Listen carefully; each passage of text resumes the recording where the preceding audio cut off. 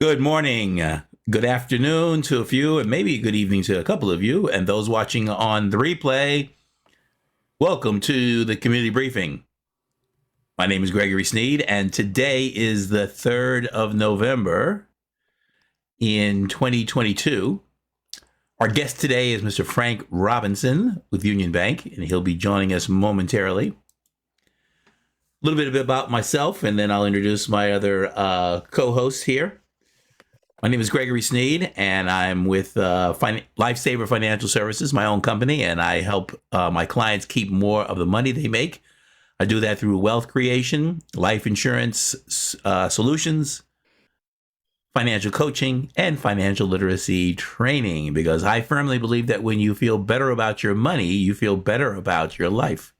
And if you'd like to feel better about your money, get back on speaking terms, I'd love to help you out.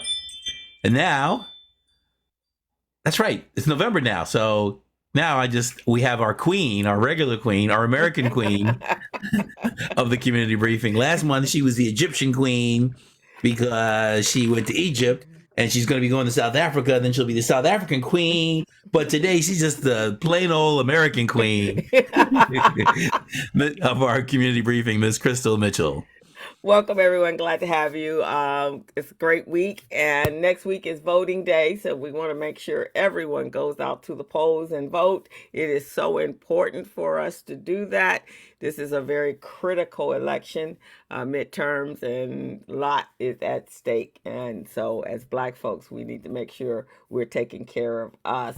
Our team is absolutely awesome. Mr. Gregory Sneed, Mr. Stephen Turner, and Miss Robin Billups is here today. Hey, Robin.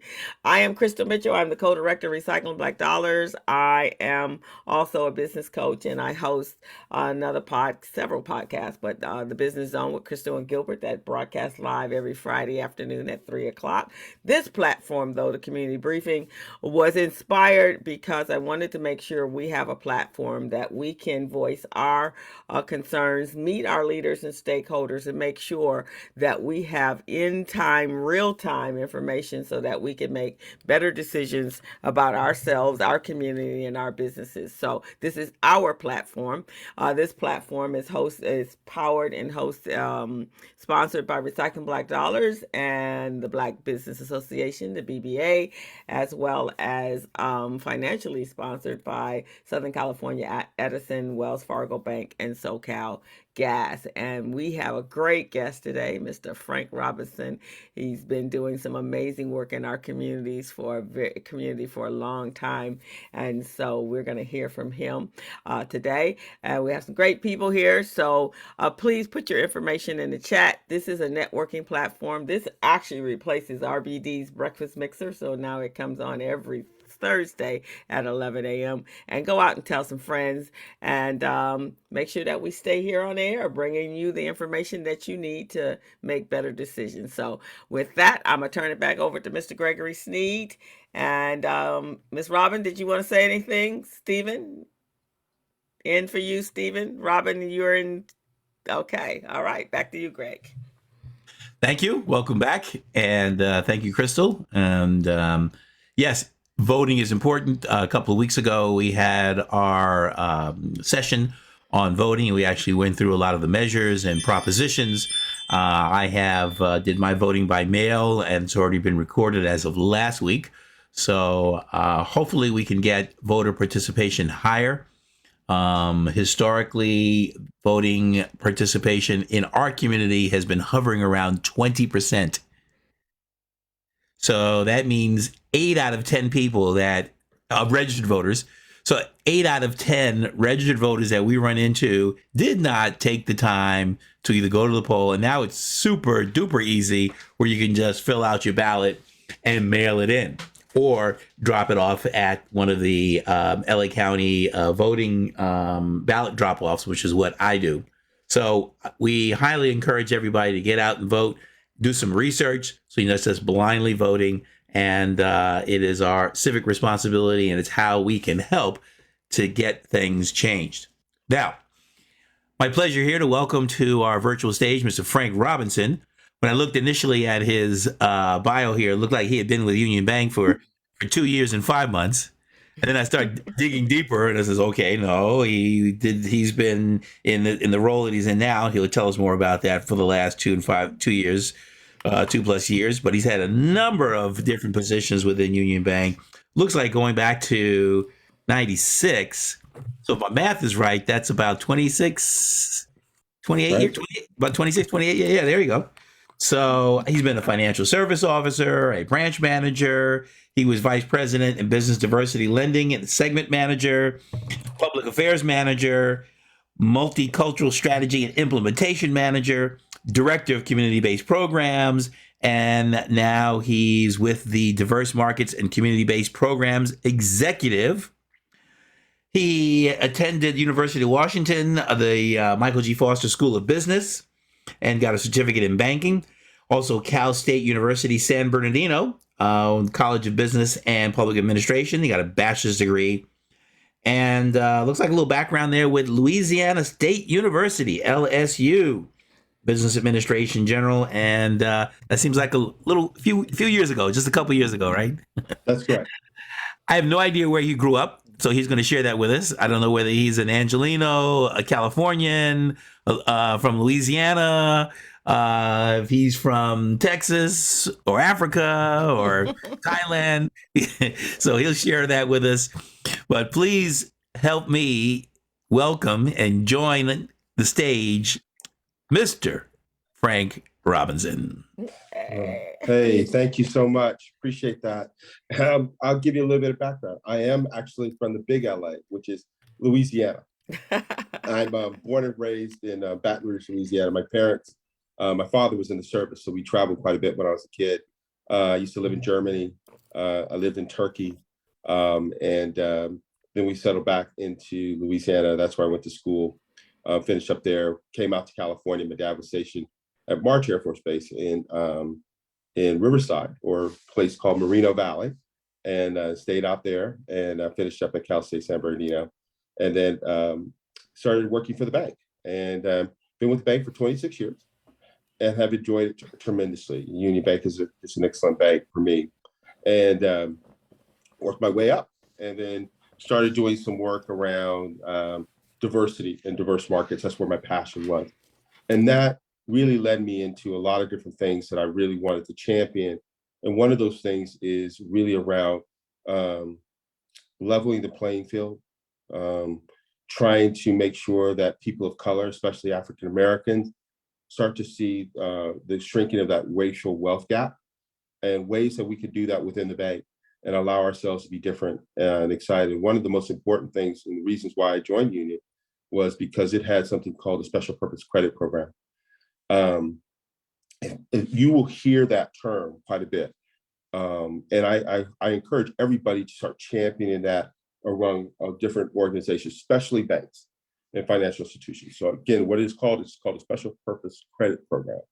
So what that is it's actually a Reg B exemption from the federal government, which allows you to really say, if you see a disadvantaged class of person, that could be people of color, women, veterans, you can actually do a little bit different or more flexible underwriting to get more access to capital for people of color. We would always look at that as something of, oh my God, that's you're doing something that's unfair, or is it discrimination? It's actually within the guidelines of the EEOC, which is the ECOA, the Equal Credit Opportunity Act. Many people don't know this, but in some of the ladies may know about this, but it used to be a situation whereby if you owned a business and you were female, you had to get your husband permission to get a business loan. You would have to have him sign off on it. And that created something called in the 1970s called the Equal Credit Opportunity Act.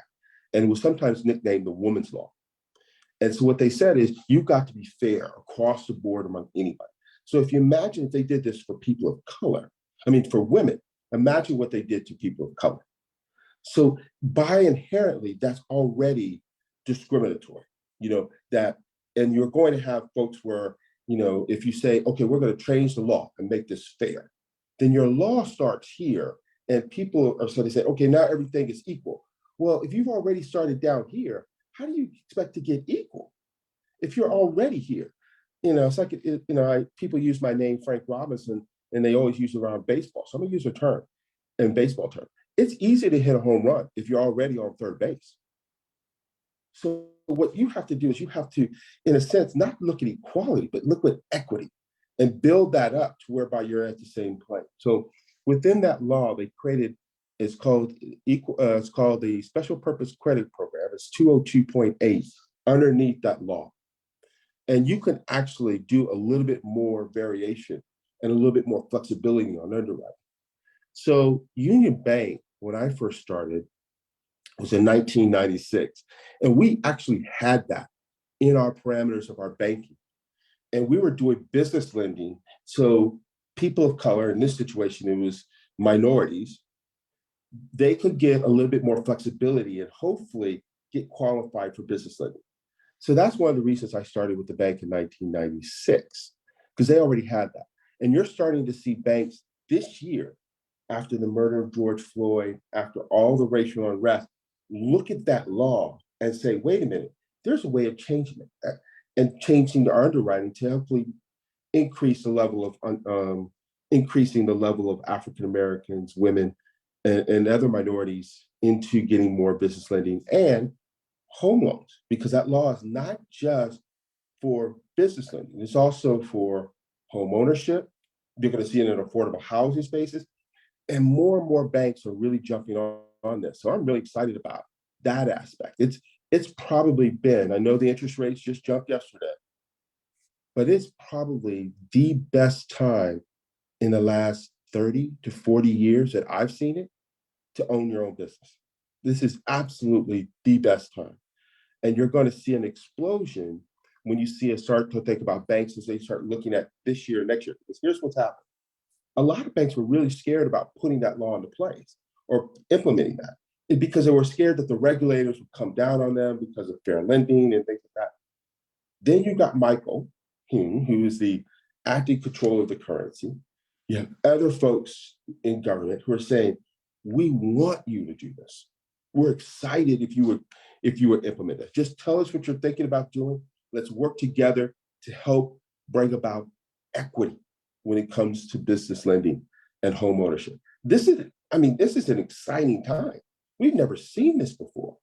And when you have government actively encouraging banks to implement special purpose credit program to help to really not only level the playing field, but look at equality, it's banks are starting to get into it now. And you're seeing my counterparts at other banks, Wells Fargo. Bank of America just started a program where they started no down payment on that home loan, as you probably have read about that. That's a special purpose credit program. You're going to see Chase just put one out. You're going to see US Bank put one out. They're gearing up. So this is a very exciting time in the banking industry, especially around diversity and equity issues. So I just wanted to let you know about that. The other aspect that's really, really important, and I must tell you about because it's a big elephant in the room, is Union Bank and US Bank. So US Bank has acquired Union Bank and has gone through all their regulatory approvals, including Japan. You probably know Union Bank is owned by MUFG, which is a Japanese-based bank. And they have already approved the sale of US Bank buying Union Bank. Regulatory approval has been gotten. Now we go to legal day one. Legal day one will be December 1st of this year, so less than 30 days. From there, we'll go and start looking at, people start talking about job mapping, branches, the full implementation of systems. All of that should happen probably May of next year. It'll take some time to get all of that integrated, because you got to think about signage, everything, and the building structure and all that. But that'll happen in May of next year, excuse me. But legal day one, when US Bank fully owns us, will be December 1st. Now, one of the things that's been very, very impressive, I must tell you, about US Bank is they came out with something called the Community Benefits Plan. Does anybody know about that? Okay. So the community benefits plan is unprecedented. It is a $100 billion plan, not million, $100 billion plan that US Bank is putting together on the sale of this. What they want to do is invest in communities. So this $100 billion plan is $20 billion per year for the next 5 years, 60% of which will be in California. Now, and I want to get this right.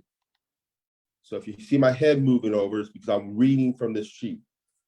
I want to let you know that their focus will be on access to home ownership, small business access to capital and technical assistance, community developed lending and investments, philanthropy, branch services, environmental stewardship. We always need to be careful of that. And advancing diversity and equity in the workforce. So that's a lot of D&I. How do we make sure that people of color are actually working in the branches, and in not only branches, but all the way up throughout the company? Access to diversity and let's just say diverse segment outreach. When I mean diverse segment outreach, I'm really talking about ethnic publications. So the Black newspapers, television, radio, they're going to invest more into those to get, in a sense, the branding of the bank out, to get more of awareness of who US Bank is and who they and what the work that they do. And of course, supplier diversity.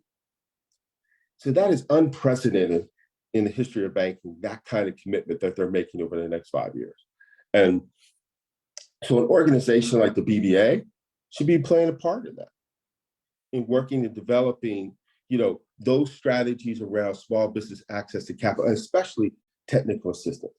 And how do you start doing these community briefings in such a way that you're getting more of the work that needs to be done to the hands of business owners, Black business owners. So that's critically important. And there's also philanthropy. We all know that there's issues around, what can we be doing more in our communities because of racial bias and because of, in a sense, injustice that's happened. One of the things that we said that we did earlier this year at Union Bank is we looked at home ownership, and there's things that you can do. So I'll give an example, and I'm very, very proud of what we did this year. Home ownership is one of the building blocks of creating wealth. And Gregory was so right talking about creating wealth in this country. African Americans need to create that, because I think we're at 6 or 8 cents per $1 that a white person does. So home ownership is critically important, but the main thing is down payment assistance. So we actually worked with the San Diego Foundation here I live in San Diego, and they put together $1 million fund. And from that, anybody who applied for a home loan and they were in a low to moderate income census tract, or better yet, the income was low to moderate based on the census, they got an additional $40,000 in down payment assistance that they didn't have to pay back. And that money, in addition to other monies that we were able to find, like there's a WISH program that many people don't know about, but if you have $5,500, WISH program will give you $22,000. Then you put in the $40,000, plus you put in, maybe there's a program that the city has, which is $25,000. We were able to get people $70,000 to close to $100,000 in down payment assistance, free. Now, when you came in with $5,500 and then you walk out the door with $100,000 for down payment, and you don't have to pay that back, that's pretty good as a down payment, especially if you're making between $55,000 to $75,000 to $85,000 a year. That's not a bad down payment. And people were able to actually think about, instead of getting a 2-bedroom condo, let's get a 3-bedroom townhome and start migrating. So we were able to do that. We actually this year did over 30 home loans to African Americans in San Diego, which is a very tough market, if you know, in San Diego. In fact, San Diego was judged to be the worst place as far as affordability in the United States. You think LA is bad, San Diego's rough. And so we were able to get that done. And with this program, we hope to actually take it nationwide, working with the OCC and other governmental agencies, because they have actually said how great this program has. And we just started it just as a test, and we just blew through it. I mean, we worked in partnership with the Urban League. They did all the counseling. They usually get 10 calls a day about that. They went to over 100 calls a day because the demand was so high. And there's such a need for us to think about home ownership. So those are the kind of things that we do. And right now, what I do for the bank is I really around trying to bring about financial inclusion, so we can start thinking about how do we start banking people of color and making sure that they have a seat at the table, and they're exposed to all the financial confidence that they need to be successful. And I'm going to be quiet for a minute and answer any questions that you may have about what we do, or if I can answer any questions, hopefully, about what's going on with US Bank. I'm not privy to all their information because, of course, we are competitors until that date. But I can tell you they are a wonderful team, and I have truly enjoyed working with, especially the folks on their corporate social responsibility side of the house. And a lot of us know a lot of the folks over there. If you've been in banking for 26 years, you get to know everybody. And so a lot of those guys are my friends, just super, super excited about those opportunities. So there's a few things to unpack. So thank you very much, Frank. That was a lot of ground that you covered in a very short amount of time, very succinct and concise. Appreciate that.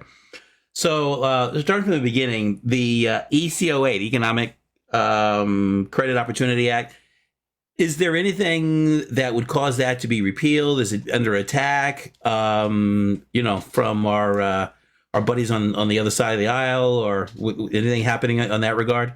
We have heard nothing. The Equal Credit Opportunity Act is about being fair to everybody, and this is regardless of race, gender, sex. That I think is a hands off. I mean, that would just cause a political nightmare for our friends on the other side of the aisle. And religion. It would. The only thing that with a lot of people are kind of leery about is, especially in this political climate, we'll know after Tuesday, right? But what is going to be the effect of programs around what we've developed, like the Special Purpose Credit Program?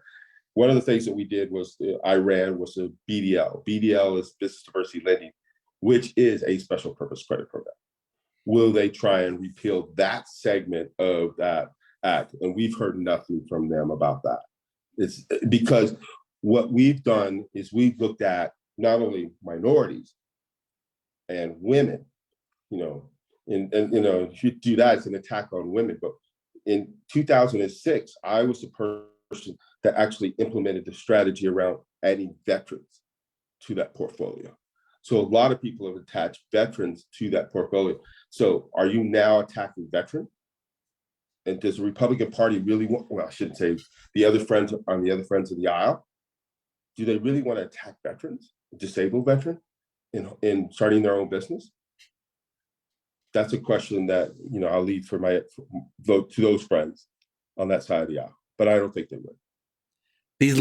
Thank you. These lending programs that are coming up to help sort of level that playing field, does it modify underwriting, or does the particular branch or what have you, are they getting some maybe protection for default, because I'm sure you get measured on the quality of your loan portfolio, and so if you're trying to be more inclusive, potentially you're taking on more risk. So how does that program, how does that work in terms of, where does the funding go? I mean, because Chase mentioned, we're putting $32 million out in the marketplace. Well, most of it was just, carving money out for home loans. But then I didn't hear much on, well, what are we going to do to help people qualify for those loans? Yeah, so that's talk the talk, walk the walk. So what you're talking is walking that walk. So it is really around the credit underwriting. So give you a couple of factors. Like for us, it would be maybe lowering the credit score model. So people could qualify a little bit easier. It may be, instead of on business lending, instead of putting down, if you wanted a commercial real estate property, you would have to put down 30%. Well, in underwriting, under a BDL portfolio, it may be just 20%. So that extra 10% goes towards, on your balance sheet, goes towards qualifying and helping for you to get that differentiation under that loan, getting that loan. It will be other things that you will see. You will see modifications in some of the underwriting criteria to help you qualify. I'll give you a perfect example, because my good friend Robin is on here also. She ran supplier diversity, and she could tell you, you have clients that maybe do a lot of work in the world of supplier diversity, and maybe they have one client. And I'll give you an example. They may have one client that deals with Apple, and they do 60% of their work with Apple. Well, to a bank, we will never approve that. Because what if you lose your contract with Apple? That's 60% of your revenue. So that is a high concentration. Under business diversity lending, we recognize that as a risk, but we don't use that in our underwriting. So therefore you get approved, because we're basing it on the total value of the revenues that are bringing in, not necessarily also on the concentrations. So we look and work with, hopefully, organizations like yourself and with the BBA and others to say, what should that criteria be like, to whereby we will see more people qualify? Now, would you have a larger loan loss reserve? Yes. And so you need to put a little bit there. But in our situation, when we've done this, our portfolio has performed as well, if not better, than the other portfolio. So we're taking to ourselves and saying, after we have analyzed this year after year, we're thinking, maybe we could come down even a little bit better, because we know there's going to be some inherent risk. We should take some inherent risk. And that's the beauty of it. You could actually do an evaluation and realize you could be even doing more in that situation. There are some that may even come back to say, we could do a little bit better on the rate. Under the parameters of the special purpose credit program, you can not only do something to help more people qualify, but you could actually do a little bit better on the rate. Most people are not going to do that. Most people are really going to try and work on getting more and more folks approved and qualified for the loan itself. And that's it's called Special Purpose Credit Program. And it's under an exemption, Reg B exemption, under the Equal Credit Opportunity Act. Yeah, somebody was asking for that information to be put in there. It's called the Special Purpose Credit Program. It's a 202.8 exemption under the Equal Credit Opportunity Act. Got it. Now, and you're going to see a lot more banks doing that, and that's the exciting time. And like I said, in my 26 years in banking, I've never seen another bank do it. And now they're coming. So it's really exciting. So some of the changes, or some of the way that how to qualify for a home loan, for example, traditionally a lot of people were employed by, they had a W-2. They were a direct employee, and the bank would use their gross income as an income qualifier. But many of us now are independent contractors, or so we're a business owner, and I ran through that challenge in trying to get a mortgage, because now they're looking at net income, not my gross income. Let's say, well, if I'm an individual and I'm working with some W-2, you're looking at my gross wages, and then now you're looking at, as a sole proprietor. I got to be careful how I say this on air, but as a business owner, you're trying to minimize your income so that you're minimizing your taxation. so you want to get it as low as possible, but then the banker is coming over. Well, you can't, you won't qualify because well, wait a minute, you've got to. I had to argue with them about there was a car lease, and I use it for business. And they were double deducting it. So you can't do that twice, and I had to fight with them. So how do these programs help and adjust to the change in our community? Because so many of us are now not working for a corporation and getting a W-2 check. We're out here as independent contractors or business owners. Yeah, And you're right on the money. Because I just came across something yesterday. We call it broader income. You use that word broader. Broader? Broader, yes. We use the word broader income. So, because it's a broad spectrum of different things now. One of the things that came out of COVID was the fact that people are working more remotely now. And they're taking on the responsibility of saying, look, I'll be an independent contractor. I don't necessarily have to work for you, but I could do what I do just sitting at the private in the comfort of my own home, and I can get the work done. And so they're taking on the opportunities of saying, I need to get with the Gregory to understand all the tax implications and everything else and lower what you just said. But they're doing all of those sort of things. So banks have to be as nimble moving that direction. And so that's what you're going to see in the underwriting. We're sometimes a little bit slow in getting that done. There's a great term that somebody told me years and years ago around business financing. He says, Frank, you got to understand, sometimes banks are dumb. And I was like, what? And it says dumb, and that's an acronym, which means don't understand my business. And they don't understand my business. And so if they just sit down and have, and I would encourage organizations like the BBA to sit down with banks and say, look, this is what my members are telling us. These are the issues. I need to have this kind of meeting when we start talking about your special purpose credit programs, your underwriting, because you're missing out on a huge opportunity here. Because when you start looking at the number of people of color that are organizing and forming their own businesses and being quite successful in doing so, and then when you look at home ownership, realize 70% of home loans that were done in California had an Hispanic surname. You're walking away from all of that business. You're walking away from African American because you're not exploring the opportunity of doing business with us because you don't understand my business. So when we start sitting down with you and start to understand, we can actually reform our credit underwriting in that broader sense to look at all income streams, because some people got the term side hustle.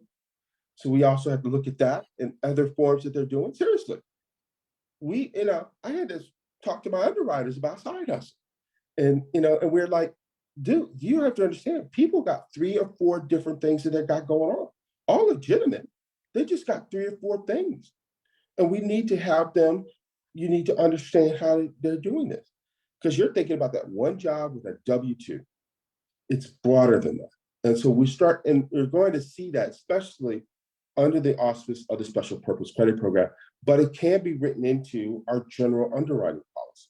And that's what we're getting. It's going to take us a little bit of time to turn, especially with the larger banks, because they like the conformity of all of that and risk tolerance and all that kind of stuff.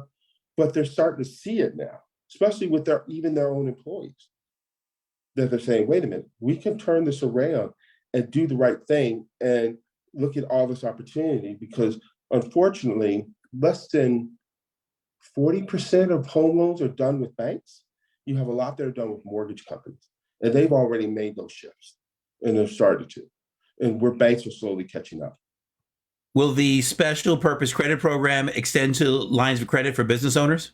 Yes, because I'll give you an example. For banks, for us, for example, at Union Bank, we've been having our special purpose credit program, business diversity lending, for almost 30 years. It came aboard in 1993. It's for everything in business: loans, lines of credit, all of that, up to $2.5 million. If you're doing more than $20 million in annual sales, you really don't need a special purpose credit. So it goes up to 2.5 million, or with companies who have annual sales up to 2.5 million. So I think what you're going to see is under special purpose credit program is not necessarily a product, like a lending product, like a business loan. You're going to see what I call a special purpose credit program, which encompasses all the business products underneath, a bank. So that would be lines of credit in addition to loans. One of the questions here was to ask about, is diversity lending any riskier than other lending? In other words, yeah, well, that's what people think. What we've been able to prove with our business diversity lending product, and we've had it for 30 years, is that it's not as, riskier than the other portfolio. So as a result, there's a great opportunity to do that. Now we have put loan loss reserves against that, but it has performed very well. And you have to understand that a special purpose credit program is supposed to be temporary. But unfortunately, in this country, the levels of what we see Black lending and Black home ownership and things of that nature has still not gotten to a level that the country is comfortable with. So we've been able to rewrite the program every 2 years to do an evaluation and rewrite it. We still need to continue the program until we see better numbers. And hopefully we'll get to a point where it doesn't necessarily have to be used, but right now it's got to be. One more question, and I'll kick it over to Crystal. What will be what's the position of Union Bank, and then obviously with the new bank, on helping us, especially as business owners, individuals, to be able to create a banking relationship which combats with the banking industry's reduction in retail footprints, with at branch locations. So it's challenging to try to establish a relationship, and then you go into a branch and you develop a relationship, and then you come in. Everybody there is different and new, and so where is that trend headed? Where is that going? Yeah, what you see in this country, especially even with COVID and everything else, you're seeing branches even more downsized than ever. So the number of transactions is almost like a ghost town going into a branch nowadays because everybody's doing remote capture and all this stuff. I tell people immediately, do not bank with a bank. You bank with a banker. Find the banker that you like, you trust. I use the old analogy, and all you guys from LA, and I use the old analogy about Magic Johnson. And Magic one day is going to probably kill me on this, but I used to say, I know Magic Johnson. I'm just not sure he knows me. and what I mean by that is, that's when people go in and say, I know my banker. But does your banker know you?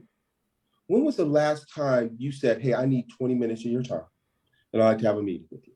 I'd like to tell you about my business, where I want to be in the next 5 years, what I hope to accomplish. When was the last time your banker took you to one of their community events? How many of you are paying to go to a BBA, going to a chamber event, another event, this, that, and the other? Why is it your banker saying, hey, would you like to come as my guest? How many of you are doing any of those? Talk to them. You don't bank with a banker. You bank with a banker. You don't bank with a bank. Because I'm not trying to be your business bank. I'm trying to be your business partner. That's a difference. So what you're trying, how many of you as Black business owners have had an opportunity to meet with your bank and to meet with their supplier diversity manager? Do you know their supplier diversity manager at that bank? And is that supplier diversity manager helping you meet other people in other industries? That's the relationship. That's the partnership. And I even have a program just devoted just on that.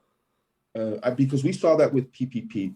We waited outside to go in there and talk to the branch because it was COVID. We had to go in one at a time, where 85% of the loans were already done the night before because the bankers were doing all the work because they had relationships with their clients. They didn't have a relationship with you. And so when you came in there at 12 o'clock on a hot, sunny day and thinking you were coming in the door, first ones in the door, you were last in line. So you never got what you needed to get on PPP because they had done the other people the night before. So we have to do a much better job of building our relationships with the people that we talk to, especially the bankers, because they're the gatekeepers. My dad used to tell me all the time, you need 3 business cards in your wallet. You need a policeman. You need one. You need a lawyer, and you need to have your bank. Yeah. Because say for instance, you're having a great year. All of a sudden, you tell your banker, hey, I got a check coming in for SoCal Gas, and it's coming, blah, blah, blah, blah, and this is the contract. If they know, what are they going to do? They're going to put a hold on that check. If you don't have a relationship, what's the first thing they're going to do? They're going to put a hold on. And you're going to have to wait. Why are you dealing with that? You need to have that relationship. And I'm sorry, Greg, you hit a touch point with me about relationships with banks. I see that so many times with Black business owners that they don't even know the branch manager thing. And that's why some folks will actually literally move their relationship if that banker moves, because that banker is the key to getting them and fighting inside the bank for that loan to be approved, for that line of credit to be increased, for your merchant services, all of that. That's going to allow you to do what you need to do, which is run your business, because your partner over here in banking is taking care of that for you. I'm sorry, Greg. You got me on a hot point right there. I'm sorry. Frank, you are so correct. I tell my clients that all the time. You have a team, and the banker should be the team. I know when I was in Cairo, recycling black dollars years ago, Muhammad actually had a relationship with Broadway Federal, and he took about $4 million at one point of customers to them. So we always have had our relationship there. So when they were merging with City First Bank, I was hearing all first line information. And when I was in Cairo, I had a little challenge with approval of a transaction.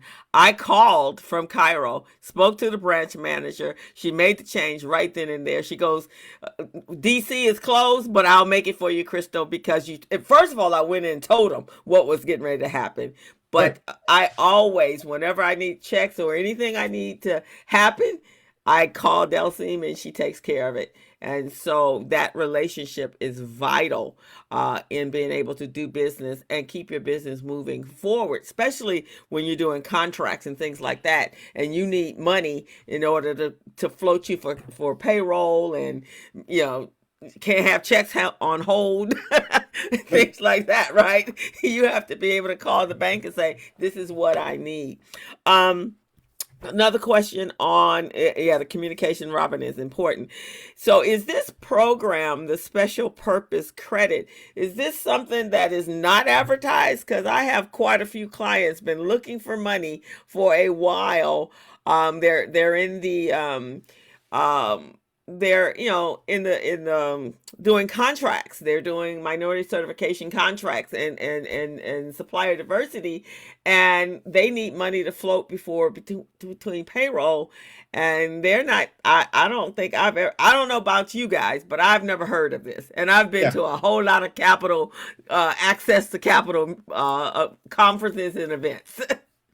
Well, you're not going to hear a lot of it. Okay. Because it's really, one thing, we don't really advertise it as a special purpose credit program. We just call it business diversity lending. So you won't hear that acronym on that. But on the other side of that, a lot of banks are starting to get into that this year. And so they're developing it. So you're going to see that going on. But in addition to that, you also have a great number of CDFIs out there, especially African-American led CDFIs. I don't know if you know about this is called the Association of the Alliance of African American CDFI CFOs. So there's their own group of guys out there that are running multi-million-dollar lending apparatus for business owners, and they're chartering for Black people. They are absolutely incredible. You're going to see an incredible. I know that I sit on a board of one of those organizations. You're going to see a lot of lending geared towards African Americans, and they're going to be pushing that kind of thought process.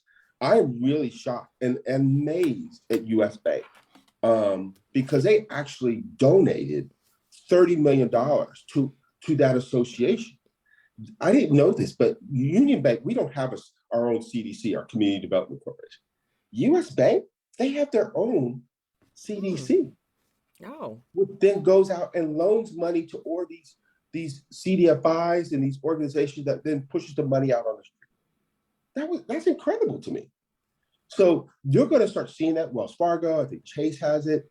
And so you're going to start to see that an influx of monies that are going to go out there. So I encourage at some point we come back and maybe talk about a Funders Day where we start looking at not just banks, but I mean some CDC, that are run by banks and some African-American led CDFIs.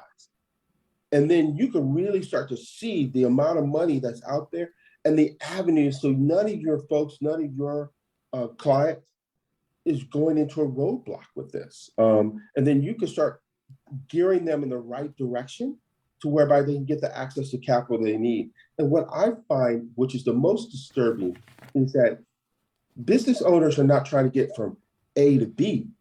Business owners are trying to get from B to F.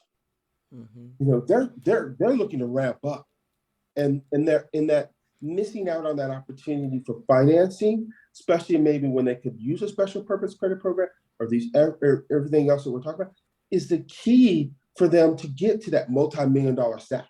It's not the A to B.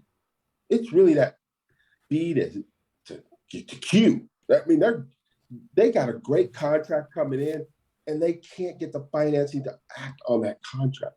That's the upsetting part, and that's what hurts me when I get the calls from people like, "Oh my God," then we're starting to scramble because that may be out of the realm of a bank, because a bank is looking at 2 years financials. We're looking out the rearview mirror, where you're looking out the front, going, "Hey, I got this contract in front of me.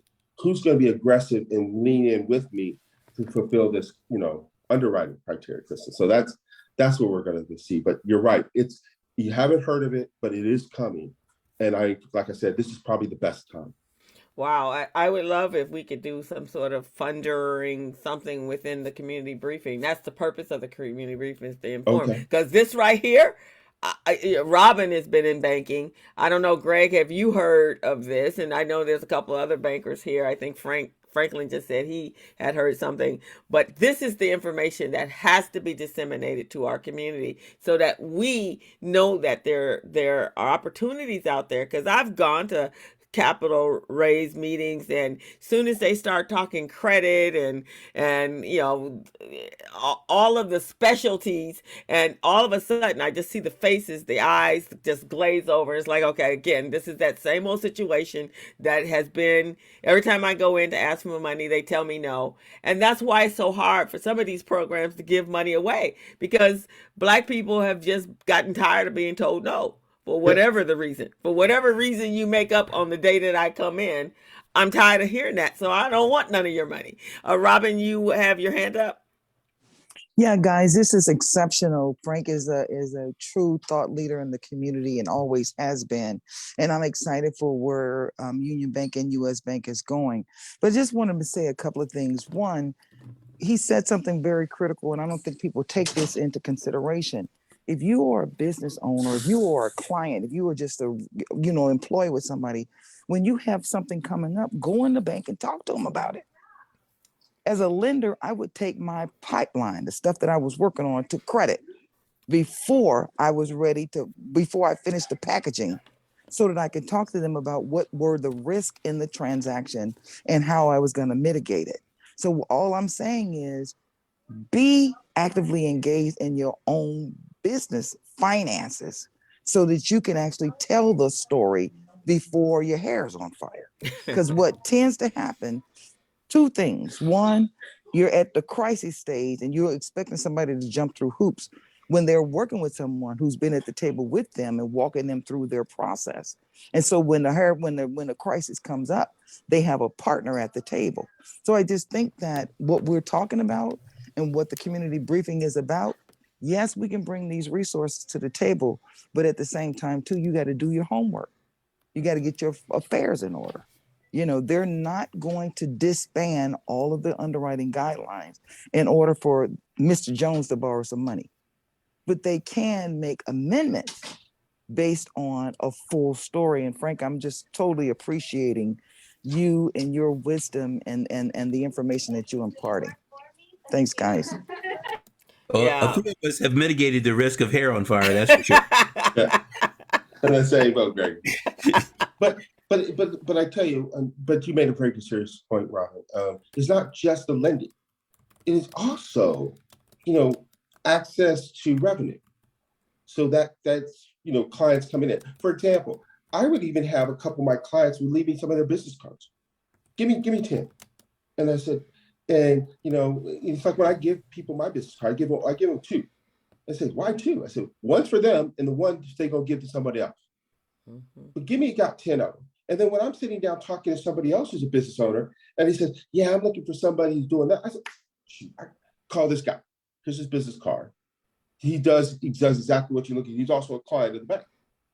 Now I'm doing B2B, and I'm almost like an independent contractor because I'm working for you. So that's the beauty of also knowing your banker. And I agree. I've gotten several clients from my bank branch managers because they know I do accounting and bookkeeping. And when they have a client in that's got just a mess of stuff going on, they give me a call and say, can you help them? They need you to help them put together a P&L. And so that's how a lot of my clients, and I work with the CDFIs as well. That's how I get a lot of my clients because I'm fixing problems because they are in need of funding. But you're absolutely right. Frank, you have been just a breath of fresh air because we don't normally get this honesty, right? From a banker. It's the 5 C's, and then they don't elaborate beyond. Is there some stuff beyond the 5 C's? Like I got the broader income, or, I have multiple things going on behind the scenes. And does any of this count for as collateral? What does that all mean to us? And it seems that we get more pushback than we get approvals. Yeah. And, I go back to my dad. I was born and raised in Baton Rouge, Louisiana. So you can imagine the racism back there. I desegregated school back when I was in middle school. But my dad, when I told him I wanted to be a banker, my dad says, really? The best Black business ideas die in the parking lots of banks. And that hit me like a ton of bricks.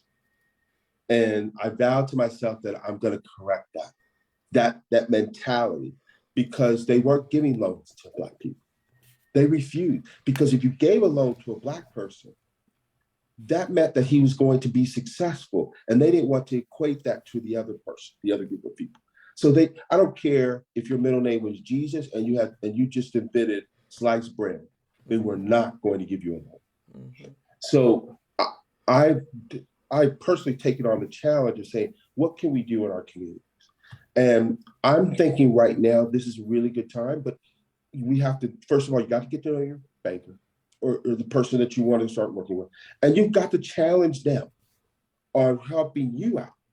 Because my dad always had, and I love, my dad had these great sayings, but my dad would always say, your son, you need to add before you ask. I need to add value before I can ask for your business. So you have to make sure that your banker can prove that they're worthy of your business.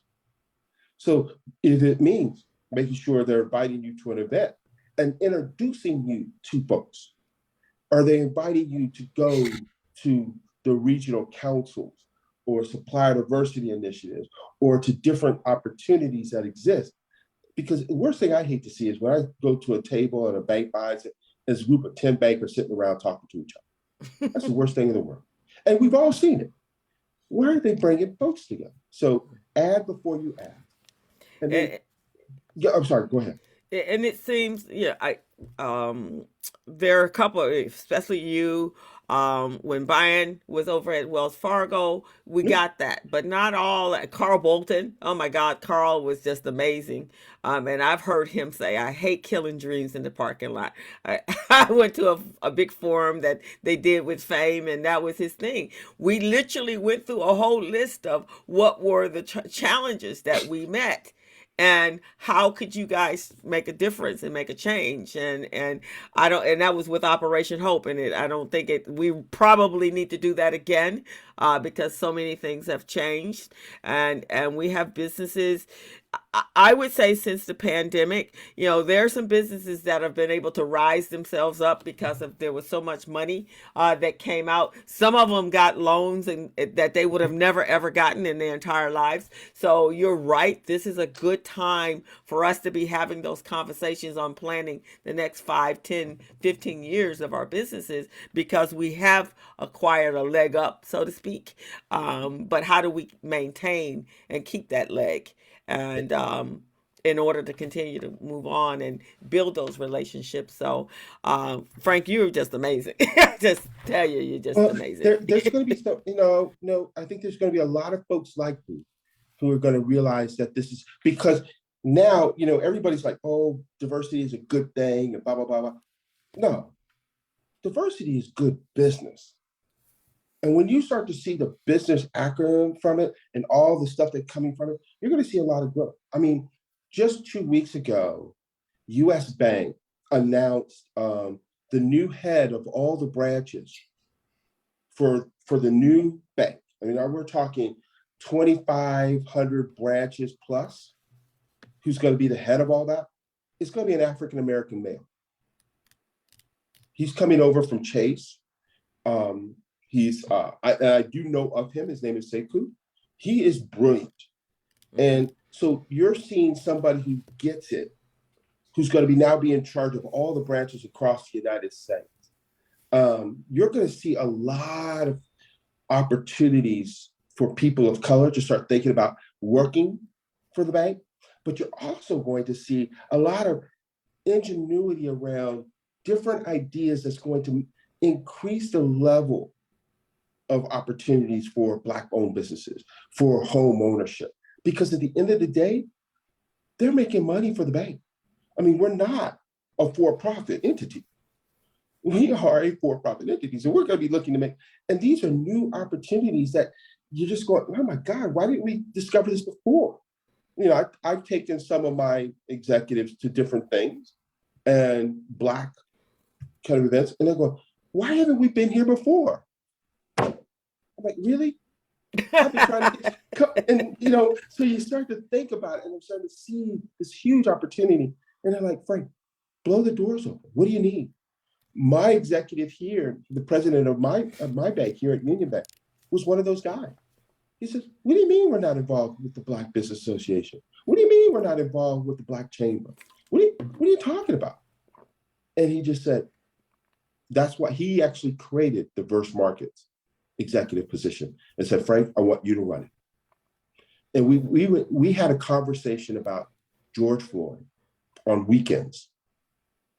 And then he came back 2 weeks later and says, I created this job and I want you to run it. And whatever you need, what boulders do I need to pull and break to get out of your way? So a lot of folks are thinking, and this is a white male, and who gets it. And you're going to see a much more of that. And I'm, like I said, this is an exciting time, but the challenge is, does the BBA, does all these other organizations take on the responsibility of saying, we're going to not necessarily demand, but we want to work with banks to figure out, this is what's problems with our clients, members, how do we fix it? And then let's work together to solve the issues so we can see more equity. Because we want to eliminate the racial gap. I encourage everyone to read the community benefits plan that US Bank just put out. It's on their website. It is talking about eliminating the racial wealth gap. How can you play a part in that? And how can the organization, whether it's through initiatives or programs or other things that you're doing, to allow that to happen in partnership with US Bank? But on top of that, challenge Union Bank. We still going to be Union Bank for a little bit of time. What can we do to support you? How can we get more bankers out? We talk, because I have friends of mine who are in the banking industry. We all talk like this. We just need to be working better and better with you. And I think communication, I think Robin said it best, communication is the key. Well, if you can just refer some of those over to us for the community briefing, that's the purpose, is to introduce to our communities. Platform. Mm-hmm. And the platform is here. One of the inspirations behind this, Frank, was for me. I recognized something during the riots, that when the Koreans came together, they were like on point, right? And you're like, how the heck did they gather so quickly to get together? And I was talking to some colleagues of mine that have satellite networks at that time, and they were like, they have a community, they have a media outlet that gets the information to the masses, and then they take that and make the decision. That's what we lacked. And Yeah. so that was the inspiration when I did this for the COVID is, okay, we need to know frontline what's happening. And all of these people coming telling us they have money for us. Where is it going? How are you going to use it? How are we going to benefit from it? So so that's this platform. We want it to grow. We want it to be that central source of information that brings the information to our communities. And they can interact with you guys and see you face and be able to get a warm introduction to who you are. And so when they're out and about, they'll say, "Oh yeah, that's Frank from Union Bank and now U.S. Bank." That's important to our community because most of our people don't know who's doing what and why they're doing it, unless it's those of us that run organizations and we're Sure. invited to the table. So Right. And, I love it. Of some of the challenges of the predatory lending and use risk loans and the proliferation of payday loans and that presented challenges for our community because they didn't have access to traditional banking. Yeah, and just quickly, there are organizations out there that do 0% loans at $100 for credit building, and you pay $17 a month. 35% of our folks are credit invisible; they don't have any credit. So how do you establish credit? And most of them are trying to go predatory or get a secure credit card. Look, get a $100 loan that you don't pay. You pay zero fee, zero interest rate. They record that and they put it back and they take $17 out of your check every month to pay it back. Then you get $300. After a year, we worked with this organization. We have seen 80% of the folks who have gone through that program, their credit score of those folks have jumped over 700. Wow. And what organization? Well, it's called International Rescue Committee. Oh, okay. But they were working with migrants, but they want to go beyond that. So there are all these different groups that are doing stuff like that. And so we can avoid predatory. So people don't, with a 500 credit score, walk in, say, "Oh, all you can get is this loan at 33%. We're not doing that anymore. Yeah. When all it takes is working with them, and they do credit count, they do all this credit readiness and everything else. So by the time you got your 700 credit score, you are so credit savvy. And they're doing this because they're a nonprofit.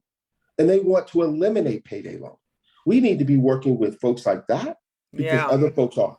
Yeah. And how do we get that information out and have them come and share what they do? So let's talk. Let's have a conversation. Yeah, let's make that happen sooner than later. Thank you so much, Frank. Sarah, did you want to ask anything or? Yes, thank you. Hi, Frank. Sarah. Such a wonderful conversation. Thank you for referencing the BBA. I see a relationship in our future, right? Oh, yeah, absolutely. I look forward to that. A moment there, my internet went out and I was like just cringing because I'm missing such a great conversation. But it's back. I wanted to say that from what I'm hearing in terms of all the feedback, and I feel like we're going to be right on target with our program, which will be launching in 2023, which will be our Business Ready program.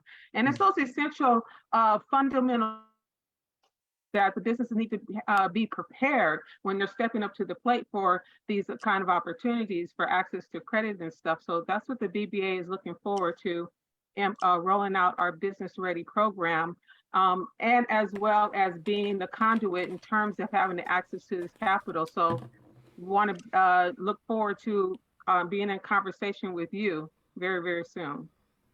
I look forward to it.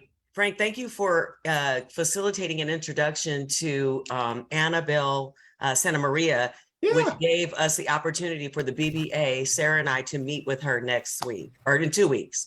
So we want to thank you for that facilitated introduction, and you guys are very intentional about what you do. Thank you so much. Thank you. We have to raise the level of visibility with all of us to make sure that the services can get out to everybody that we need. And if you hit into a roadblock with any of the banks, call another bank and see if we could go and talk to that guy. Say, hey man, you need to call them. Thank you so much. Because there's so much out there that we all need to help each other.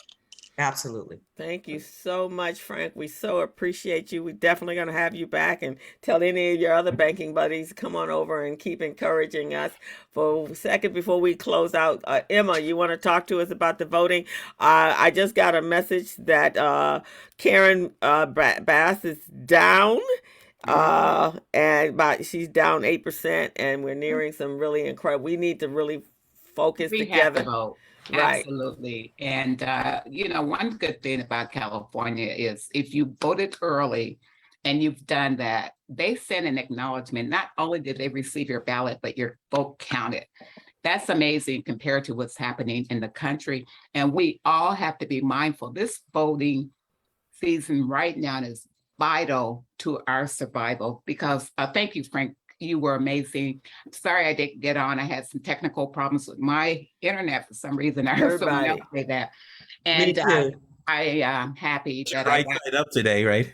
Yeah, something is going on out there. It was amazing. It never happened like that before. And I said, okay, this is a conspiracy because I wanted to talk about the voting. So the ones that stayed on. I felt the same way. Please go out and vote. It's critical. And if you have any questions, I'm happy to share who I voted for. I know I'm not supposed to do this on this platform. You can call me. We can talk about it.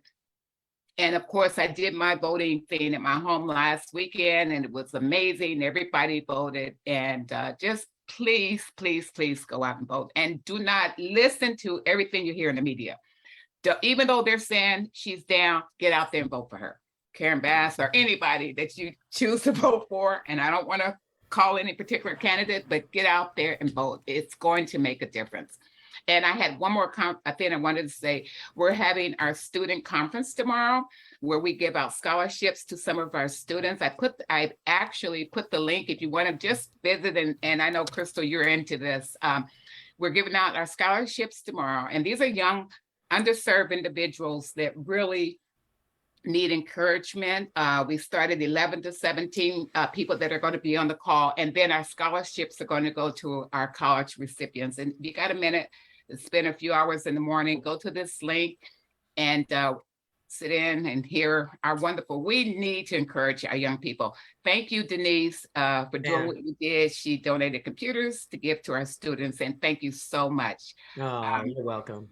Anything. Awesome. And Crystal, I'll be working with you next on your students as well. I finished this. This is program is going to be done by Silk and the Regalettes. So okay, cool. And we actually have opened up our year-round Biz Camp, Biz Institute. So we're looking for kids to come in on. We meet first and third Saturday of every month. Any young person that wants to start their own business and learn about entrepreneurship. So we're now year-round, not just the summer. So if you guys have anyone that you want to refer over to us, reach out to me and I'll get you the information. Crystal, can you email us too something so we can refer if you don't mind? I certainly can. Thank you. I will do that this afternoon. Okay. All right, guys. Thank you, Frank. Awesome.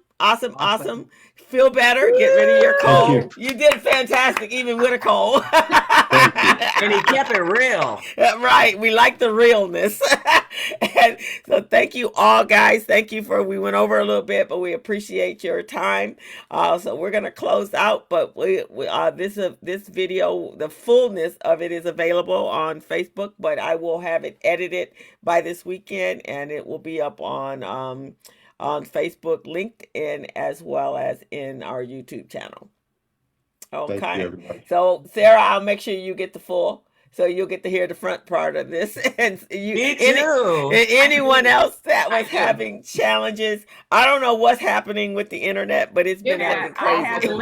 I had to hit my hotspot on my iPhone. There you go. So they can't stop us, Crystal. We made it. So we made it, right? Thank you, Steve, for getting back to me. Look at that, Frank. They were going over hell and high water to get to you. Man, I never quit, Frank. I never quit. That's right. He thought he was going to be handing out money today, right?